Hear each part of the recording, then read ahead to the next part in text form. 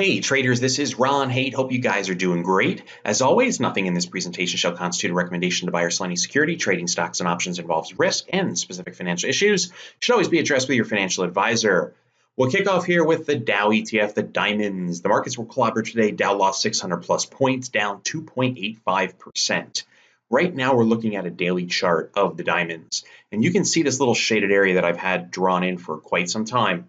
And I had said to you guys, just like when we broke the lows right here, that shaded area would be the target. We busted down through the shaded area. We rallied back up and look where we stopped. Let me zoom in. We were stopped cold back even on the 28th of December, the 31st of December, which was Monday, and then yesterday. We cannot get back above that shaded area. So it was once support. If I zoom back out again, what was once a support zone now can become resistance, and that's exactly what happened. And today we rolled over on a volume pickup, which dwarfed the previous 2 days. Target, retest of the lows, potentially even breaking them. And if those lows do not hold, let's get out a 5-year chart, put this in perspective. Like I said, Dow 20,000. That's what we're looking at right now. Now, today is 1-day event, but from a technical perspective, today was not good. How we rolled over, how volume picked up, how previous support was resistance. We finished the lows of the day. That's just the way it's pointing right now. So watch those lows from just before Christmas, the low on Christmas Eve. There was actually an intraday low the day after Christmas. That absolute low was 216.97, call it 217. I would want to put alerts there just for a headline number. Below 217, it's Dow 20,000. Spiders 200 would be the target, and that could be a considerable plunge. Not telling you or saying it's going to happen. From a technical perspective, that's what the charts are saying. And all technical analysis is bulls and bears, having war with each other, trying to build buying momentum, build sell momentum. Where were the turning points?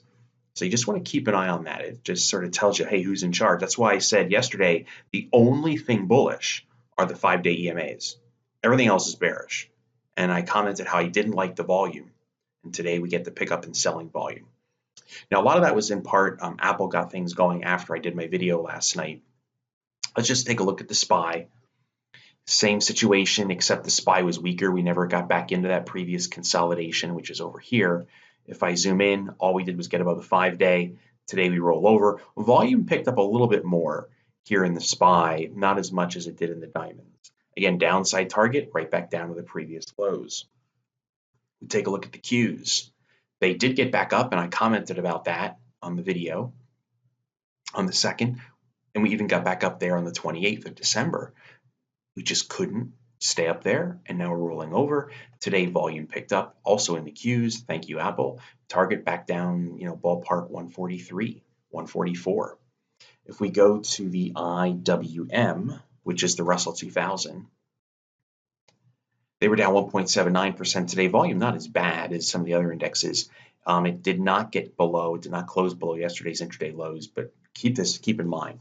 The Russell maybe didn't perform as poorly as the others, but it too is still bearish. So if money is coming out of equities, where's it going? Now, we've been talking about TLT, and it really hasn't been ripping that much higher. Well, it's starting to make up for some lost time here. So as money's coming out of stock market, going into basically 30-year treasuries or 20 plus years, which is the TLT. But if I go back 5 years, the area we want to watch is around 125. We start clearing 125, then we go back up to the previous highs in 2016. Even though we've had a really nice surge here, you could say, we're still not out of the bigger trading range. And how about gold, which I do have a bullish position in?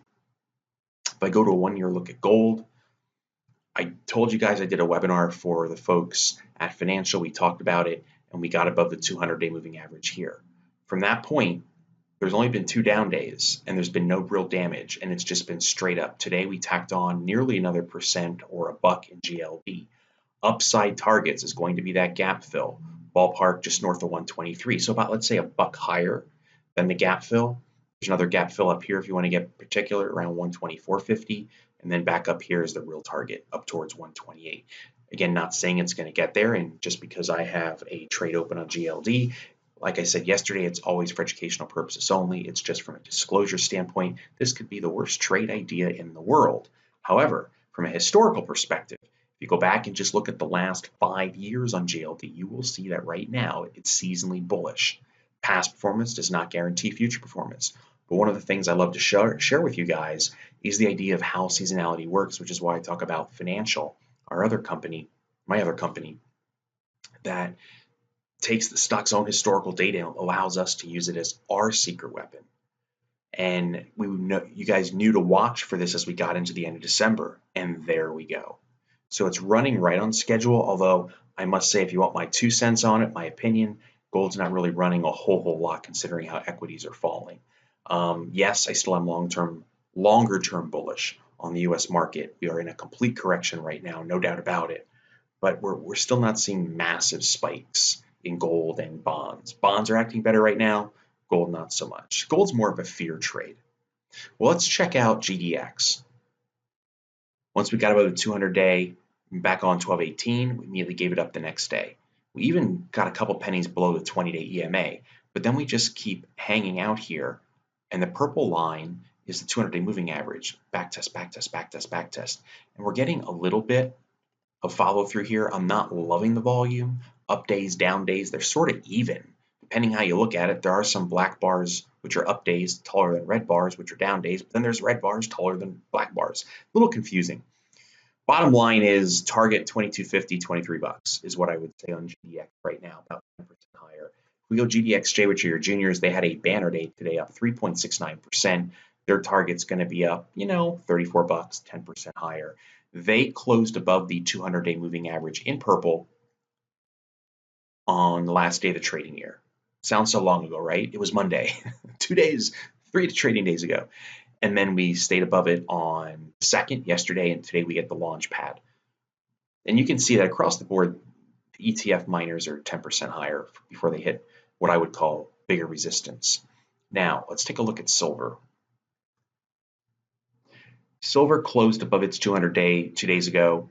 Its target, the underside of the old ledge here, is 15.25, basically 50 cents higher. Not a whole lot, but this is only a $14.75 ETF. Then you would go back up to the previous highs at 16.25. So yes, silver also is breaking out. It's lagging as well. Typically not a good sign for gold. Here are the silver miners. Nice little pop today. SIL up 2.78%. Remember, this one is really thinly traded compared to some of the others, only 200,000 shares. But look what it did today. Cleared out the previous highs. Target immediately would be the 200-day moving average, which right now is around 26.69, so 80 cents higher maybe, another day like today. And then you get above that, you'd go back to where all this consolidation was, maybe towards 30. About some individual miners, let's take a look at AU. This one is Anglo Gold. Got above the 200-day back in October, sort of got back close to the 50-day in orange, and then it's just done really well. Stock's up 30% in basically a month. But if I go on a 5-year chart, check this out. Now each candle is a week's worth of data. We are now testing the spike up in 2017 in February and again in April. We start clearing, it really is right here, 1350 on a closing basis. The target will be back up there towards 2250. So from a distance perspective, Anglo Gold here looks really intriguing. Now, typically gold from a seasonality perspective does well the first 2 months, sometimes first 3 months of the year. You want to keep an eye on it into February. Sometimes that's when turns will occur. But if this gets some legs for whatever reason, there's a lot of distance here if Anglo Gold would go back up to its old highs. Something here on, just so you know, on AU, if I were to bring this into a 1-year daily chart, what would I consider as a trailing stop? Probably the red line. Right now it's just shot out of a cannon, right? Up 30% in a month. But pullbacks hopefully stay above the red line on a daily basis. I have some others here written down. Here is IAG. This is a daily chart of IM Gold. We start clearing, I would say, $4, 10 cents higher. Another maybe 3% up. There's a little ledge at 4.25. The 200 days there. But look at this waterfall type decline. That's the real target, 550 up there from a technical perspective. You can also see, if I zoom in here, how the red line, one Once we got above the red line, which is your 20-day EMA, we have not closed below it. That would be a theoretical trailing stop as well. And AG, which is First Majestic Silver, another cheap stock, popped above its 200-day today. Pretty decent volume, but not great. I would say if we start closing over 675, 8.25 ballpark is the target. I mean, if I wanted to consider going along now, it's already pretty stretched from the 20-day EMA. I could potentially use that as a trailing stop, but we're above the 200-day. Maybe it just cuts right through this, and that becomes the target. That's one I'd also keep an eye on. Again, always from a paper trading perspective. And here's Agnico Mines. Once we got through the 200-day, it was chop, chop, chop, chop, chop. Now we're starting to push higher. Target, somewhere up there, mid-40s, arguably 10% higher. That's a little bit more of a higher priced, share priced gold stock to watch. Now, well, we should talk about gold and silver for a change. Here is Apple. After the market last night, after I did my video, interestingly enough, they had bad news, which sent the futures plunging. It didn't affect my video or my commentary. There was a couple questions on it, like what now with Apple going down? I said to you in last night's video, keep in mind that yes, the 5-day outlook is bullish because we were the market, the stock market, the Qs, you could say, were above the 5-day EMA. But overall, everything else was bearish, the weeklies, the dailies on the 20, 50, and 200-day moving averages. We were below everything.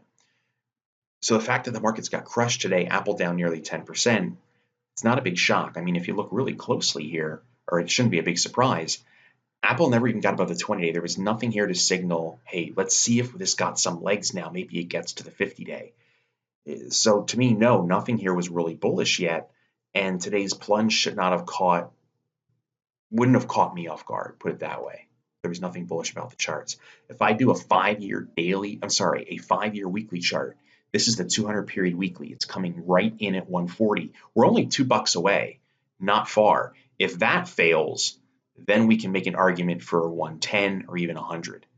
Now, if I make this a 5-year daily, you'll also see 140 is where we hit some resistance in 2017, and then we back tested in July of 2017 before we embarked on an uptrend. So daily and weekly are both coinciding. 140 is an area to watch. I want to put alerts there. We really don't want to close below that by too much because it opens up the door for another technical plunge to occur. All right, who else do we got? How about Berkshire? I don't talk about this very much, but they were in the headlines today. There was a report out. This was the second worst day in the last 7 years for Buffett's company, Berkshire Hathaway. These are Class B shares. Stock was down $11, nearly 5.5%. If you're watching Berkshire, watch 185. Below 185, little support at 180. Itsy bitsy support at 174. Then you start coming down into the 165, 170 area. Maybe there was some consolidation down here that would be support. The point is, this is not looking good for this company. Below 185 would set off alarm bells for me. How about a stock that's holding up really well? Proctor Gamble. They do have earnings coming up towards the middle of the month. You can see it right here, showing 123. So, 3 weeks away, but not too far off. The stock's only about $4 or $5 off its highs, $6 off its highs. Not bad at all. But when the market's like this, anything can succumb. If it gets below 87.50, I would want some alerts there. At that point, I'd say gap fill's probably the target. And interestingly enough, it ties in with the 200-day moving average down there right around $81, $82. Now, how about bearish seasonals? Remember how I know I said in a previous video, watch the airlines in December, they sort of top out. January is just not a good thing.